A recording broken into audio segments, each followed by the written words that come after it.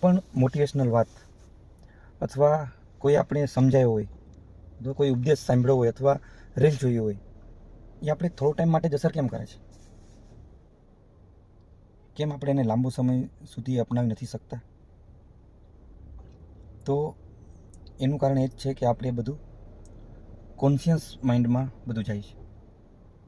અને conscious mind પર કોનો કંટ્રોલ હોય છે? Subconscious mind.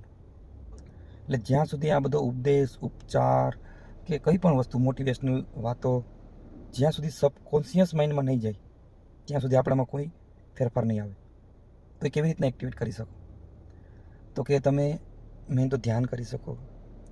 આંખો બંધ કરીને મિનિમમ 15 મિનિટ માટે કોઈ એક નામ એના પર જપ કરી શકો. 15 મિનિટ બેસી અને જે આપણે શ્વાસ લઈએ છીએ, આવે છે, જાવે છે, એના ઉપર ધ્યાન કરીને બેસી શકો. ઓકે. તો સબકોન્શિયસ માઇન્ડનું એક્ટિવેટ કરવાનો એક જ રસ્તો છે કે ધ્યાન કરો.